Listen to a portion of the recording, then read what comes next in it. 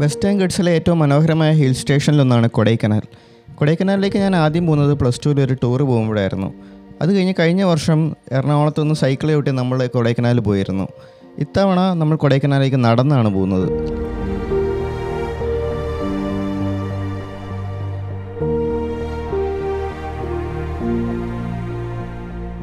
Kodaikanal cycling ട്രിപ്പിൽ നമ്മൾ കൊടൈക്കനാലിലെ പ്രധാനപ്പെട്ട ഗ്രാമങ്ങളെല്ലാം കവർ ചെയ്തിരുന്നു. പക്ഷേ കൊടൈക്കനാൽ ഒളിപ്പിച്ചു വെച്ചിരുന്ന ഒരു അതിമനോഹരമായ ഒരു ഗ്രാമം ഉണ്ടായിരുന്നു. ആ ഒരു ഗ്രാമത്തിലൂടെയാണ് നമ്മൾ ഇത്തവണ കൊടൈക്കനാലിലേക്ക് പോകാൻ പോകുന്നത്.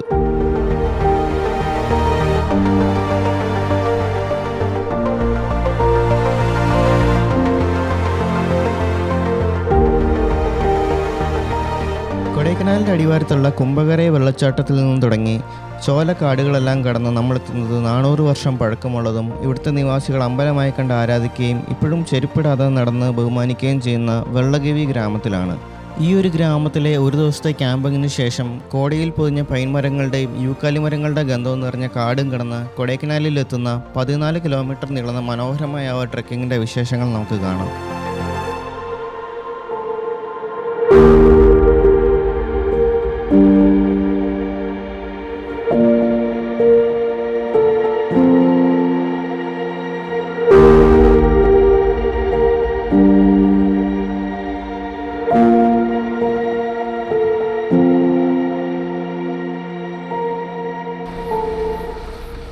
എറണാകുളം സൗത്ത് ബസ് സ്റ്റാൻഡിൽ നിന്ന് എല്ലാ ദിവസവും വൈകുന്നേരം 7:45 എടുക്കുന്ന മധുരൈ സൂപ്പർ ഫാസ്റ്റിനാണ് നമ്മൾ ഈ ഒരു യാത്ര പോകുന്നത്. നമ്മുടെ ഈ ഒരു ട്രക്കിങ്ങിൻ്റെ ബേസ് പോയിൻ്റായ കുംഭകരൈ വില്ലേജ് തേനിയിൽ നിന്ന് ഏകദേശം ഒരു 27 കിലോമീറ്റർ അകലെയായിട്ടാണ് ഉള്ളത്. വൈക്കം, കോട്ടയം, കുമ്മളി വഴിയാണ് ഈ ഒരു ബസ് പോകുന്നത്. പാമ്പനാറ് ഒരു ചെറിയ ടീ ബ്രേക്കും ഉണ്ടാവും. ഈ ഒരു ബസ്സിൽ നല്ല തിരക്കാണ്, അതുകൊണ്ട് നമ്മൾ നേരത്തെ ബുക്ക് ചെയ്യേണ്ടതായിട്ടുണ്ട്.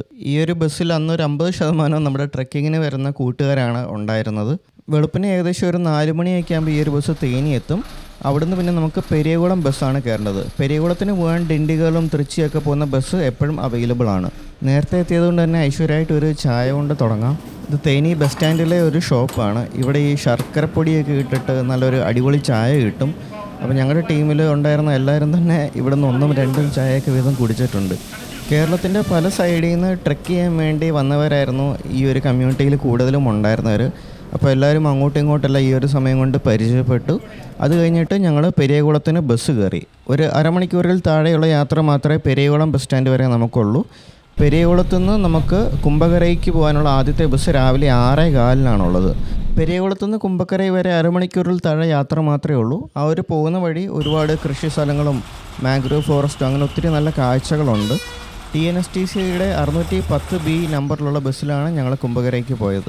ഈ ഒരു ബോർഡിൻ്റെ ഡയറക്ഷനിൽ നേരെ പോവുകയാണെങ്കിൽ നമ്മൾ കുംഭകരൈ വാട്ടർഫോൾസ് എത്തും.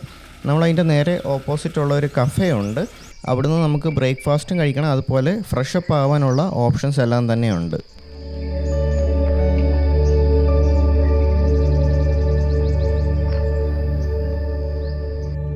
ഈ ഒരു ട്രക്കിംഗ് എങ്ങനെ ബുക്ക് ചെയ്യാമെന്ന് ഇനി പറഞ്ഞു തരാം. അതറിയാനായിരിക്കും മജോറിറ്റി ആൾക്കാർ ഈ ഒരു വീഡിയോ കാണുന്നത് തന്നെ. ഈ ഒരു ട്രക്കിംഗ് ഓർഗനൈസ് ചെയ്യുന്നത് തമിഴ്നാട് ഫോറസ്റ്റ് ഡിപ്പാർട്ട്മെൻ്റ് ആണ്. ഫോറസ്റ്റ് ഡിപ്പാർട്ട്മെൻറ്റിൻ്റെ തന്നെ ട്രക്ക് തമിഴ്നാട് എന്ന് പറയുന്ന വെബ്സൈറ്റ് എടുക്കുക. അതിൽ ഹാർഡ് എന്ന് പറയുന്ന കാറ്റഗറിക്കകത്ത് കുംഭകരൈ, വെള്ളഗവി, കൊടൈക്കനാൽ ട്രക്കിംഗ് നിങ്ങൾക്ക് കാണാൻ സാധിക്കും. നമ്മൾ ബുക്ക് ചെയ്യാൻ നോക്കുമ്പോൾ ഓരോ ഡേറ്റ്സിലെയും അവൈലബിലിറ്റി ആ ഒരു വെബ്സൈറ്റിൽ കാണിക്കും. 3000 രൂപയാണ് ഈ ഒരു ട്രക്കിങ്ങിൻ്റെ ഫീ വരുന്നത്. അതിൽ തന്നെ 3 നേരത്തെ ഫുഡും അതുപോലെ തന്നെ ആദ്യത്തെ ദിവസത്തെ 10 സ്റ്റേയുടെ ഫീസും ഇൻക്ലൂഡഡ് ആണ്. എല്ലാം ഈ ഒരു വെബ്സൈറ്റ് വഴി തന്നെ ബുക്ക് ചെയ്യാം. അതുകൊണ്ട് മറ്റൊരു പാക്കേജ് എടുക്കേണ്ട കാര്യമില്ല. ഫ്രൈഡേ വർക്കുള്ളതുകൊണ്ടാണ് വൈകുന്നേരത്തെ ബസ്സൊക്കെ കയറി ശനിയാഴ്ച വെളുപ്പിന് ഇവിടെ എത്തിയത്. നിങ്ങൾക്ക് സമയമുണ്ടെന്നുണ്ടെങ്കിൽ തേനി തലേന്ന് തന്നെ എത്തി സ്റ്റേ ചെയ്തിട്ട് രാവിലെ ഇങ്ങോട്ട് പോന്നാൽ മതിയാവും. ഞങ്ങൾ ഈ വന്നവർ മിക്കതും ഇതുപോലെ ഈ ബസ്സിൽ കിടന്നാണ് ഉറങ്ങിയത്. അപ്പോൾ ഉറങ്ങാത്തതിൻ്റെ ക്ഷീണം എല്ലാവർക്കും ഉണ്ട് താനും. ട്രക്കിംഗ് സ്റ്റാർട്ട് ചെയ്യുന്ന ടൈം വെബ്സൈറ്റിൽ കൊടുത്തിരിക്കുന്നത് 8 മണിയാണ്. പക്ഷേ ഞങ്ങൾ കുറച്ച് പേരും കൂടെ വരാനുണ്ടായിരുന്നതുകൊണ്ട് വെയിറ്റ് ചെയ്തിട്ട് 9:30 ആയപ്പോഴാണ് ഫോറസ്റ്റ് ഓഫീസിൻ്റെ അവിടെ നിന്ന് ട്രക്കിംഗ് സ്റ്റാർട്ട് ചെയ്തത്. ട്രക്കിംഗ് സ്റ്റാർട്ട് ചെയ്യുന്നതിന് മുമ്പായിട്ട് ഇവിടെ ഫോറസ്റ്റ് ഓഫീസിൽ നമ്മുടെ ഡീറ്റെയിൽസ് ക്രോസ് ചെക്ക് ചെയ്ത് നമ്മുടെ സിഗ്നേച്ചറൊക്കെ മേടിക്കും. ഫോറസ്റ്റ് ഓഫീസിൻ്റെ അവിടെ നിന്ന് കുറച്ച് ദൂരം നടക്കുമ്പോൾ തന്നെ കുംഭകരൈ വാട്ടർഫോൾസ് എത്തും. ഇവിടെ ഇപ്പോൾ സീസൺ അല്ലാത്തതുകൊണ്ട് വെള്ളമൊക്കെ കുറവാണ്. ഈ ഒരു പോയിൻറ്റിൻ്റെ അവിടെ നിന്നാണ് ഗൈഡ് നമുക്ക് കോമൺ ആയിട്ടുള്ള ഇൻസ്ട്രക്ഷനും കാര്യങ്ങളൊക്കെ തരുന്നത്.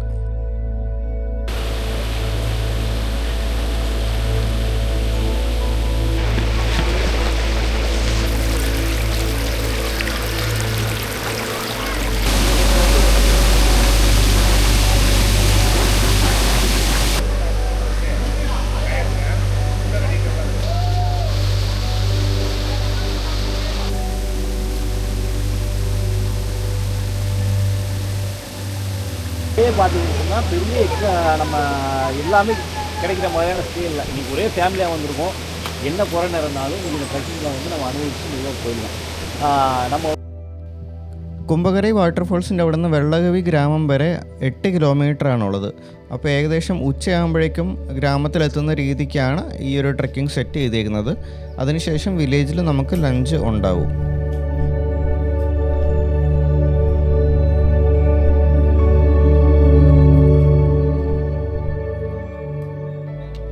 ഈ ഒരു ട്രെക്കിങ്ങിൽ നമുക്ക് ഗൈഡിനെ പ്രൊവൈഡ് ചെയ്യുന്നുണ്ട്. വെള്ളകവി ഗ്രാമത്തിലെ തന്നെ നേറ്റീവ്സ് ആയിട്ടുള്ളവരാണ് നമുക്ക് ഗൈഡായിട്ട് കൂടെ വരുന്നത്. ഇവർക്ക് ഈ ഒരു കാടിനെ പറ്റിയും ഈ ഒരു റൂട്ടും ഗ്രാമത്തെ പറ്റിയൊക്കെ വളരെ ഡീറ്റെയിൽഡ് ആയിട്ട് അറിയാം. അപ്പം അതെല്ലാം നമുക്ക് പറഞ്ഞു തരികയും ചെയ്യും. വളരെ ഫ്രണ്ട്ലി ആയിട്ടുള്ള ഗൈഡ് ചേട്ടന്മാരായിരുന്നു നമ്മൾക്ക് ഒപ്പം വന്നിരുന്നത്. ഈ ഒരു ട്രെക്കിങ്ങിൽ ഇത്രയും പേരെ ഒരുമിച്ച് കൂട്ടിയത് നവീനാണ്. നവീനെ നിങ്ങൾ കുറച്ച് പേർക്കെങ്കിലും അറിയായിരിക്കും. നമ്മുടെ ചാനലിൽ ചെയ്ത കാലു വാട്ടർഫോൾസിൻ്റെ വീഡിയോ സ്റ്റാർട്ട് ചെയ്യുന്നത് തന്നെ നവീന് നന്ദി കാണിച്ചുകൊണ്ടാണ്. കാരണം അന്ന് നവീൻ്റെ ചാനലിലെ വീഡിയോസ് റെഫറൻസ് വെച്ചിട്ടാണ് ഞാൻ ആ ഒരു സോളോ ബഡ്ജറ്റ് ട്രാവൽ മൊത്തം പ്ലാൻ ചെയ്തതും പോയി വന്നതും. അന്ന് വളരെയധികം ഹെൽപ്ഫുള്ളായിരുന്നു നവീൻ്റെ വീഡിയോ. ഈ ഒരു ട്രെക്കിംഗ് ഞാൻ കുറേ നാളായിട്ട് പ്ലാൻ ചെയ്യുന്നതാണ്. ഡിസംബറിൽ പോകാൻ വേണ്ടി ഇരുന്നതാണ്. പക്ഷെ അന്ന് ജോലി തിരക്കുകൾ മൂലം ക്യാൻസൽ ആവേണ്ടി വന്നു. അപ്പോൾ ഈ കുംഭകരൈ വില്ലേജിൽ എങ്ങനെ എത്തണം എന്നൊക്കെ ഡൗട്ട് ഉണ്ടായിരുന്നു. അങ്ങനെയാണ് ഞാൻ നവീനെ കോൺടാക്റ്റ് ചെയ്യുന്നത്. അപ്പോൾ നവീൻ ഇങ്ങനെ ജനുവരിയിൽ ഇങ്ങനെ ഫ്രണ്ട്സൊക്കെ ചേർന്ന് ഇങ്ങനെ പോകുന്നുണ്ടെന്ന് പറഞ്ഞായിരുന്നു. അതുകൊണ്ടാണ് ഈ ഒരു ഡേറ്റിൽ ഞാൻ ജോയിൻ ചെയ്തത്. ഇതിനു മുമ്പ് ഞാൻ പോയിട്ടുള്ള മെജോറിറ്റി ട്രെക്കിങ്ങിലെല്ലാം തന്നെ ഒന്നെങ്കിൽ സോളോ ആയിരിക്കും, അല്ല എൻ്റെ കൂടെ റോമി ബ്രോ ഉണ്ടാവും. അപ്പം ആദ്യമായിട്ടാണ് ഒരു വലിയ ക്രൗഡിൻ്റെ കൂടെ പോകുന്നത്. പക്ഷെ അതൊരു നല്ല എക്സ്പീരിയൻസ് ആയിരുന്നു. എല്ലാവരും തന്നെ ട്രെക്കിംഗ് ഇഷ്ടപ്പെടുന്ന ആൾക്കാരായിരുന്നു. അതുകൊണ്ട് തന്നെ എല്ലാവരും വളരെ ഫ്രണ്ട്ലി ആയിരുന്നു. ഇവരുണ്ടായിരുന്നുകൊണ്ടായിരുന്നു ഈ ഒരു ലോങ് ട്രെക്കിംഗ് നല്ല എൻജോയബിൾ ആയത്.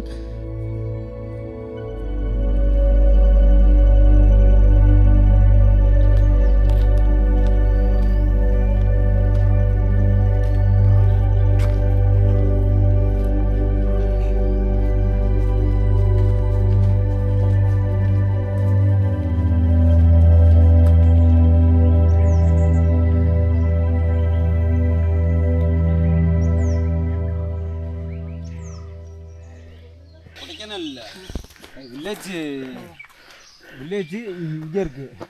அதோட மலை தான் இங்கே ஆப்போசிட்டு. அங்கே டாப் பாயிண்டா? இந்த ரூட்டுன்னா அந்த டாப் போயிடுவீங்க. இந்த ரூட்டுன்னா வில்லேஜ் போகலாம். ஓகே.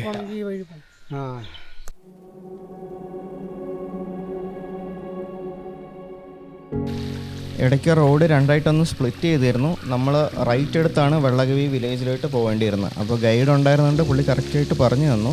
അപ്പോൾ ഇതുകൊണ്ടൊക്കെ തന്നെയാണ് ഫോറസ്റ്റ് ട്രെക്കിങ്ങിൽ ഗൈഡിൻ്റെ ആവശ്യം. നമ്മൾ വഴി തെറ്റുവാണെങ്കിൽ അപ്പുറത്തെ മലയിൽ തന്നെ എത്തിയാനേ.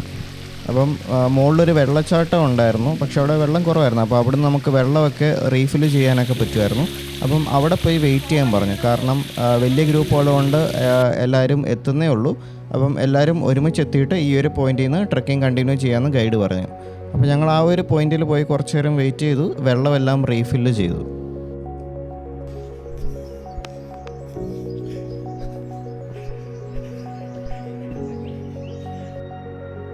ആ ഒരു ബ്രേക്ക് പോയിന്റ് കഴിഞ്ഞാൽ പിന്നെ കണ്ടിന്യൂസ് സ്റ്റീപ്പായിട്ടുള്ള ക്ലൈംബ് വന്ന് ഗൈഡ് ഞങ്ങളോട് പറഞ്ഞിരുന്നു. അധികം എങ്ങും റെസ്റ്റ് എടുക്കാൻ നിൽക്കാതെ വെള്ളം കുറച്ച് ഉപയോഗിച്ച് കണ്ടിന്യൂസ് ആയിട്ട് ട്രെക്ക് ചെയ്യാൻ ഗൈഡ് ഇൻസ്ട്രക്ഷൻ തന്നിരുന്നു. നിങ്ങൾ ഈ ഒരു ട്രെക്കിംഗ് ചെയ്യുമ്പോൾ വളരെ ലൈറ്റായിട്ട് മാത്രം ക്യാരി ചെയ്യുക. അതുപോലെ തന്നെ പ്രോപ്പർ ട്രെക്കിംഗ് ഷൂസും ട്രെക്കിംഗ് ഡ്രസ്സൊക്കെ ഉപയോഗിക്കുകയാണെങ്കിൽ കുറച്ചും കൂടി ഈസി ആയിരിക്കും ഈ ഒരു ട്രെക്ക്.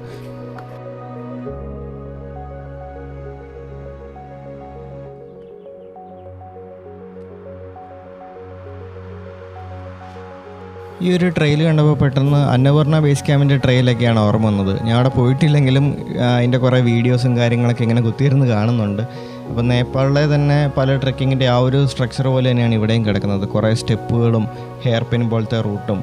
അപ്പോൾ ആ ഒരു ഭംഗി തന്നെ ഇവിടെയുണ്ട്.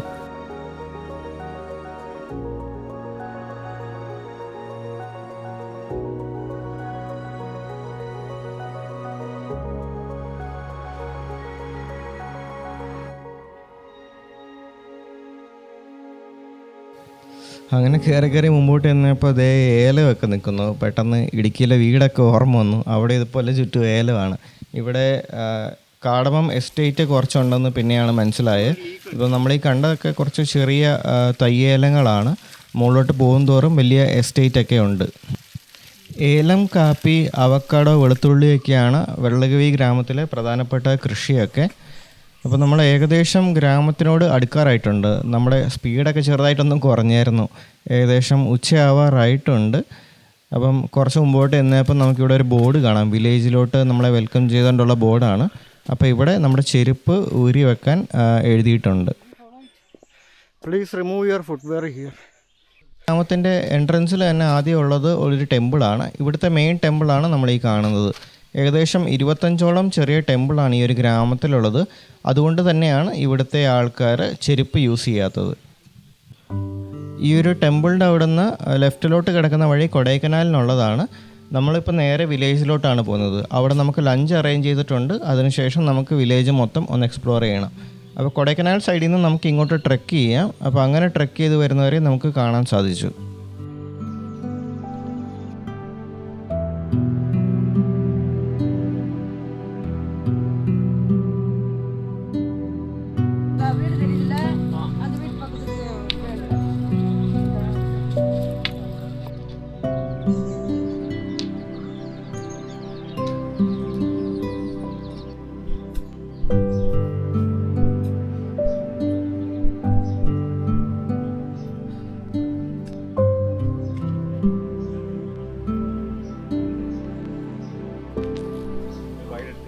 ഏകദേശം ഒരു മണി അടുക്കാറായപ്പോൾ ഞങ്ങളൊരു 6 പേര് ഇവിടെ എത്തി. ഇവിടെ എത്തിയപ്പോൾ തന്നെ നല്ല വിശപ്പുണ്ടായിരുന്നു. കാരണം ഇടയ്ക്ക് ഞങ്ങൾ അധികം ഒന്നും കഴിച്ചതൊന്നുമില്ല, വെള്ളം മാത്രമേ കുടിക്കുന്നുള്ളായിരുന്നു. അപ്പോൾ ഇവിടെ വന്ന ഉടനെ നേരെ കൈയും കഴുകി നേരെ കഴിക്കാൻ പോവുകയാണ്. ഇവിടെ ഗ്രാമത്തിലൊരു വീടിനോട് ചേർന്ന് നമുക്ക് ഫുഡ് അറേഞ്ച് ചെയ്തിട്ടുണ്ടായിരുന്നു. അപ്പോൾ ഇവിടെ ഗ്രാമത്തിലുള്ളവർ തന്നെ നമുക്ക് കുക്ക് ചെയ്ത് തരുന്നതാണ്.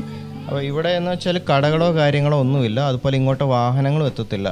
അപ്പം നമുക്ക് വേണ്ടിയുള്ള ഭക്ഷണം ഉണ്ടാക്കണമെങ്കിലൊക്കെ ഇവർക്ക് സാധനങ്ങൾ കൊടൈക്കനാലിൽ അല്ലെങ്കിൽ കുംഭകരയിൽ നിന്നൊക്കെ കഴുതപ്പുറത്തും കുതിരപ്പുറത്തൊക്കെ എത്തിക്കേണ്ടതായിട്ടുണ്ട്. അപ്പം അതുകൊണ്ടാണ് ഇങ്ങോട്ട് എൻട്രി പാസ്സൊക്കെ വെച്ച് ട്രെക്കിങ് ചെയ്യുന്നത്. നമുക്ക് റാൻഡമായിട്ട് വന്നു കഴിഞ്ഞാൽ നമുക്ക് ഇവിടുത്തെ ഫുഡും കാര്യങ്ങളൊക്കെ അവൈലബിലിറ്റി ഭയങ്കര കുറവായിരിക്കും.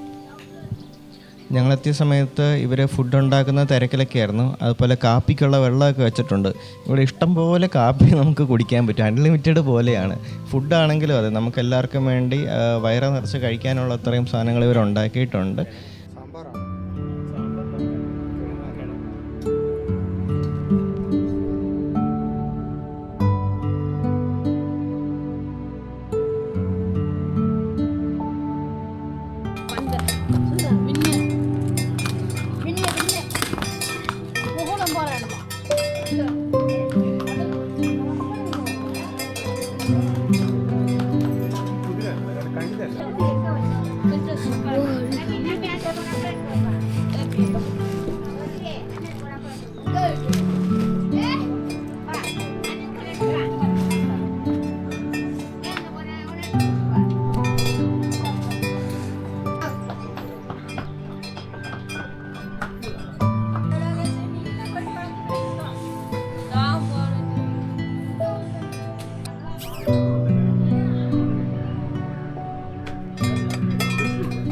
നമ്മുടെ ടീമിൽ എല്ലാവരും എത്തിയിട്ടില്ല, ഓരോരുത്തരായിട്ട് എത്തുന്നുണ്ട്. അപ്പം ഊണും ചെറിയൊരു ഉറക്കവും എല്ലാം കഴിഞ്ഞിട്ട് നമുക്കിനി വില്ലേജ് എക്സ്പ്ലോർ ചെയ്യാൻ പോകണം. ഇവിടെ അങ്ങനെ അധികം സൗകര്യങ്ങളൊന്നും ഇവർക്കില്ല. ചെറിയൊരു പ്രൈമറി സ്കൂളുണ്ട്, പിന്നെ ഒരു ചെറിയ ഷോപ്പുണ്ട്. അതൊരു വീടിനോട് ചേർന്നാണ് നടത്തുന്നത്. അങ്ങനെ ഒരു വലിയ ഷോപ്പൊന്നുമല്ല. അത്യാവശ്യം എമർജൻസി വേണ്ട കുറച്ച് സാധനങ്ങളും അതുപോലെ ഗവൺമെൻറ് കുറച്ച് എമർജൻസി മെഡിസിൻസും കാര്യങ്ങളൊക്കെ അവൈലബിൾ ആക്കിയിട്ടുണ്ട്. അതല്ലാണ്ട് അധികം സൗകര്യങ്ങൾ ഇവിടെ ഇല്ല. ഇവർക്ക് എന്ത് മേടിക്കണമെങ്കിലും കൊടൈക്കനാൽ അല്ലെങ്കിൽ കുംഭകരൈ വഴി പെരിയകുളമൊക്കെ എത്തണം.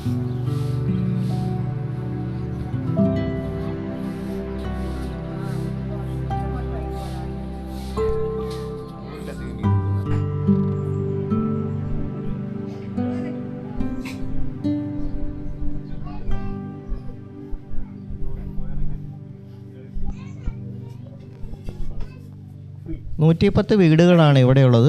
അതുപോലെ തന്നെ ഒരു ഇന്ത്യ പോസ്റ്റിൻ്റെ ഒരു പോസ്റ്റ് ഓഫീസും സേവിങ്സ് ബാങ്കും ഇവിടെയുണ്ട്. അതും വളരെ ചെറിയ സൗകര്യങ്ങളിലാണ് അവരത് സെറ്റ് ചെയ്തിരിക്കുന്നത്. അതുപോലെ തന്നെ ഇവിടെ മുകളിലൊരു ഗ്രൗണ്ടുണ്ട്. അപ്പോൾ അവിടെ വൈകിട്ട് വോളിബോൾ മാച്ചൊക്കെ പറഞ്ഞിട്ടുണ്ട്. അപ്പം ഞങ്ങളെ വെല്ലുവിളിച്ചിട്ടൊക്കെ ഉണ്ട് ഇവിടുത്തെ പയ്യന്മാർ. അപ്പം അവരുടെ കൂടെ പോയി തോക്കാൻ വയ്യാത്തതുകൊണ്ട് കുറച്ച് പേരവിടെ മടിച്ചു നിന്നു. പക്ഷേ വൈകിട്ട് അവരുടെ കൂടെ കളിക്കാൻ പോകണം. ഈ ഒരു ഗ്രാമത്തിലെ വീടുകളൊക്കെ ചെറുതാണെങ്കിലും അതിങ്ങനെ പല കളറിലൊക്കെയാണ് പെയിൻ്റ് അടിച്ചേക്കുന്നത്. അപ്പോൾ ഈ വെസ് ആൻഡേഴ്സൻ്റെ ഒക്കെ സിനിമകൾ കാണുന്ന പോലെ വളരെ കളർഫുള്ളായിട്ടുള്ള ഫ്രെയിംസാണ് ആ ഒരു ഗ്രാമം മൊത്തം ഉള്ളത്. ആട് വളർത്തലും കൃഷിയൊക്കെയാണ് ഇവിടെയുള്ളവരുടെ ഒരു മെയിൻ ഉപജീവന മാർഗം. അതുപോലെ തന്നെ കുട്ടികളാണെങ്കിലും പലരും കൊടൈക്കനാലും അതുപോലെ തന്നെ കുംഭകരൈ ഭാഗത്തൊക്കെ സ്കൂളിൽ ഹോസ്റ്റലിൽ നിന്നാണ് പഠിക്കുന്നത്. ഈ ഒരു ഗ്രാമത്തിൻ്റെ ടോപ്പിൽ നിന്ന് നമ്മൾ കയറി വന്ന വഴികളൊക്കെ കാണാൻ പറ്റും. അതുപോലെ തന്നെ ദൂരെയായിട്ട് പെരിയകുളം അതുപോലെ തന്നെ കുംഭകരയുടെ ആ ഒരു വാലിയൊക്കെ നമുക്ക് നല്ലപോലെ കാണാൻ സാധിക്കും. അങ്ങനെ ഗ്രാമമെല്ലാം കണ്ട് ആൾക്കാരോടൊക്കെ സംസാരിച്ച് അവരുടെ എക്സ്പീരിയൻസ് ഒക്കെ കേട്ട് നമ്മളിപ്പോൾ ഗ്രൗണ്ടിൻ്റെ അങ്ങോട്ടാണ് പോകുന്നത്. ഇതാണ് ഞാൻ പറഞ്ഞ ആ ഒരു പോസ്റ്റ് ഓഫീസൊക്കെ.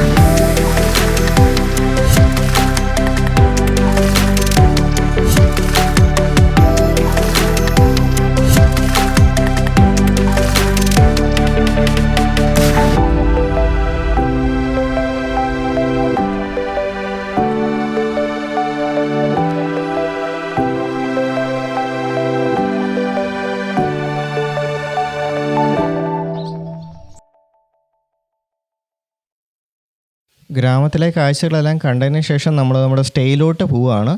ഈഗിൾസ് നെസ്റ്റ് എന്ന് പറയുന്ന ഒരു ക്യാമ്പിലോട്ടാണ് നമ്മൾ പോകുന്നത്. അപ്പോൾ ഈ ഒരു ഗ്രാമത്തിൽ നിന്ന് ഏകദേശം 1.5 കിലോമീറ്റർ കൊടൈക്കനാൽ റൂട്ടിൽ സഞ്ചരിച്ചാലാണ് ആ ഒരു സ്റ്റേ എത്താൻ പറ്റുക. അതുപോലെ ആ സ്റ്റേയുടെ ടോപ്പിലായിട്ടൊരു മലയുണ്ട്. അവിടെ നമുക്ക് അടുത്ത ദിവസം സൺറൈസ് ട്രക്കിങ്ങിനും പോകുന്നുണ്ട്. വീണ്ടും ഒരു ഗ്ലാസ് കാപ്പിയും കൂടെ കുടിച്ചിട്ടാണ് ഞങ്ങൾ ഇങ്ങോട്ട് വന്നത്. മൊത്തം 4 കാപ്പി എന്തോ ഞങ്ങൾ കുടിച്ചിട്ടുണ്ട്. കാരണം നല്ല അടിപൊളി കാപ്പിയായിരുന്നു. പിന്നെ ആ ഒരു ക്ഷീണം മാറാനൊക്കെ അത് നല്ല ഹെൽപ്ഫുള്ളായിരുന്നു. അപ്പം ടെൻറ്റ് സ്റ്റേ ആണ് നമുക്ക് വേണ്ടി അറേഞ്ച് ചെയ്തിട്ടുള്ളത്. ഇന്ന് ആൾക്കാർ കൂടുതലായതുകൊണ്ട് തന്നെ നമ്മൾ ടെൻറ്റ് ഷെയർ ചെയ്താണ് യൂസ് ചെയ്യുന്നത്. അപ്പം നല്ലൊരു അടിപൊളിയായിട്ടൊരു പ്രോപ്പർട്ടിയാണിത്. ഈഗിൾസ് നെസ്റ്റ് എന്നാണ് ഇതിൻ്റെ പേര് വരുന്നത്. അപ്പം ഇവിടെ ഒരു നെസ്റ്റ് ഉണ്ട്. അതെന്നാ സംഭവം എന്ന് ഞാൻ കാണിച്ചു തരാം.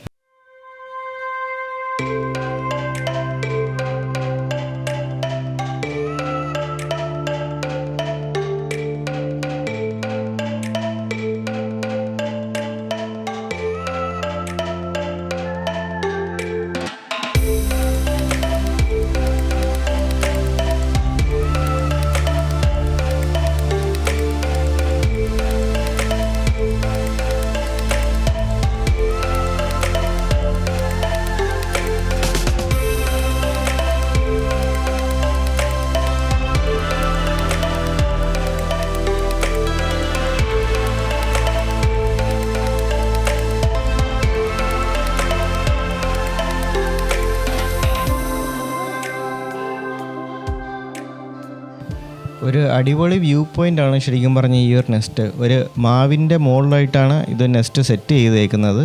അപ്പോൾ ഇവിടുന്ന് നമുക്ക് വെള്ളകവി വില്ലേജൊക്കെ കാണാൻ സാധിക്കും. അപ്പോൾ ദൂരെയായിട്ട് ആ ഗ്രാമത്തിൻ്റെ ചുറ്റും ഒരു മഴവില്ലൊക്കെ നമുക്ക് കാണാൻ സാധിക്കും.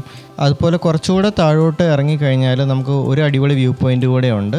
അപ്പോൾ ഇവിടുന്ന് നമുക്ക് എറൗണ്ടായിട്ടുള്ള മലകളും കാര്യങ്ങളെല്ലാം തന്നെ കാണാം. കൊടൈക്കനാലിന് ചുറ്റുമുള്ളതും അതുപോലെ തന്നെ വെള്ളകവിക്ക് ചുറ്റുമുള്ള മലകളെല്ലാം തന്നെ ഇവിടുന്ന് കാണാൻ സാധിക്കും.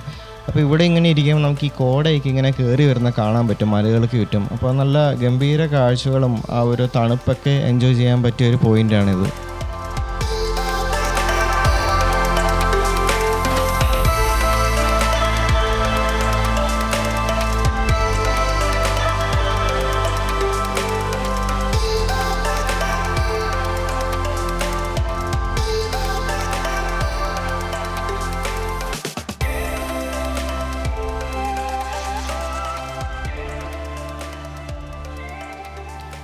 വൈകുന്നേരം ഡിന്നറും ക്യാമ്പ് ഫയർ എല്ലാം ഇവിടെ തന്നെയായിരുന്നു. ഗ്രാമത്തിൽ നിന്ന് തന്നെ ഉണ്ടാക്കിക്കൊണ്ട് വന്ന ഫുഡായിരുന്നു ഉണ്ടായിരുന്നത്.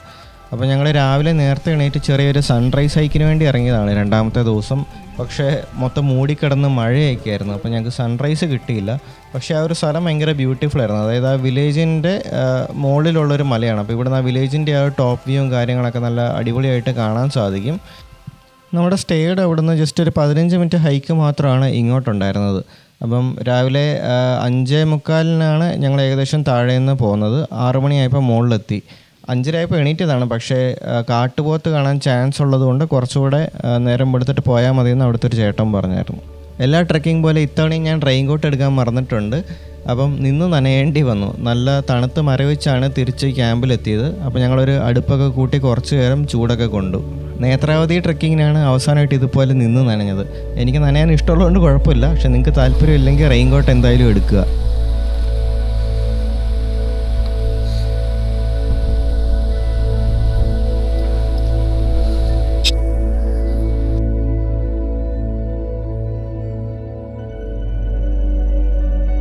നല്ല മഴയായിരുന്നു കുറേ നേരം. മഴയൊക്കെ മാറിയപ്പോഴേക്കും ഞങ്ങൾ ബ്രേക്ക്ഫാസ്റ്റൊക്കെ കഴിച്ചിട്ട് പാക്കിംഗ് ഒക്കെ ചെയ്യാൻ തുടങ്ങി. അപ്പോൾ ഞങ്ങൾ റിട്ടേൺ ഇവിടെ നിന്ന് പോവുകയാണ്. നമ്മുടെ രണ്ടാമത്തെ ദിവസത്തെ യാത്ര കൊടൈക്കനാൽ ടൗൺ വരെയാണ്. അപ്പോൾ ഏകദേശം ഒരു 10 മണിയൊക്കെ ആയപ്പോൾ ഞങ്ങൾ ക്യാമ്പ് സൈറ്റിൽ നിന്ന് ഇറങ്ങി. അപ്പോൾ ഇന്ന് നമുക്ക് 6 കിലോമീറ്ററാണ് ട്രെക്ക് ചെയ്യാനുള്ളത്. ഈ ഒരു ട്രെയിൽ എത്തിച്ചേരുന്നത് ഡോൾഫിൻസ് നോസ് വ്യൂ പോയിൻറ്റിലാണ്. കൊടൈക്കനാലിലെ തന്നെ ഏറ്റവും ആളുകൾ എത്തുന്ന ഒരു വ്യൂ പോയിൻ്റാണ് ഡോൾഫിൻസ് നോസ്. വട്ടക്കനാൽ എന്ന് പറയുന്ന ചെറിയൊരു ടൗണിലാണ് ആ ഒരു വ്യൂ പോയിൻ്റ് ഉള്ളത്. അപ്പോൾ നമുക്ക് വട്ടക്കനാലാണ് എത്തേണ്ടത്. അവിടുന്ന് പിന്നീട് നമുക്കൊരു ഷെയർ വാനൊക്കെ കിട്ടും. അങ്ങനെ ഒരു 20 മിനിറ്റിൽ നമുക്ക് അവിടുന്ന് കൊടൈക്കനാൽ എത്താൻ സാധിക്കും.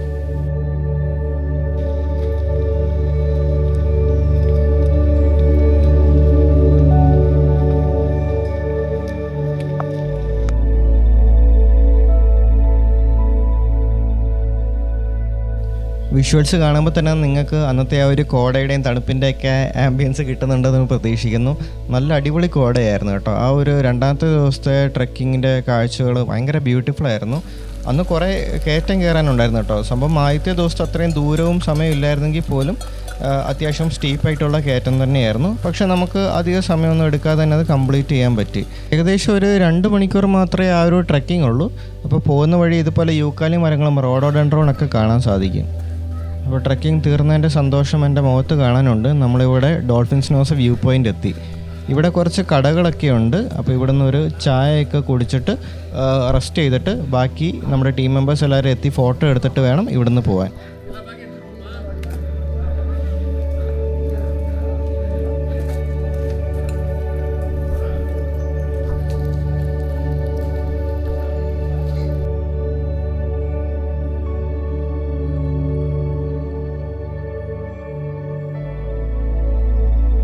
ട്രെക്കിംഗ് എൻഡ് ചെയ്യുമ്പോൾ നമ്മളിവിടെ ഫോറസ്റ്റ് ഡിപ്പാർട്ട്മെൻറ്റിൻ്റെ ഒരു ചെറിയ ഫോമൊക്കെ ഫില്ല് ചെയ്ത് കൊടുക്കണം. നമ്മൾ ഈ ട്രെക്കിംഗ് കംപ്ലീറ്റ് ചെയ്തതിൻ്റെ ഒരു എവിഡൻസ് ഒക്കെയാണിത്. അപ്പം എല്ലാവരും ഇത് ചെയ്യണം. അതിനുശേഷം നമ്മുടെ ഫോട്ടോയും എടുക്കും. അപ്പോൾ ഇവരെല്ലാം പ്രോപ്പറായിട്ട് ഡോക്യുമെൻ്റ് ചെയ്യുന്നുണ്ട്. അപ്പം ഡോൾഫിൻസ് നോസ് വ്യൂ പോയിൻ്റാണ്. ഇവിടെ മൊത്തം കോട മൂടി കിടക്കുകയാണ്. എന്താണ് അപ്പുറത്തുനിന്ന് പോലും കാണാൻ പറ്റുന്നില്ല. അപ്പം ഒരുപാട് പേര് ഇങ്ങോട്ട് വരുന്നുണ്ടായിരുന്നു.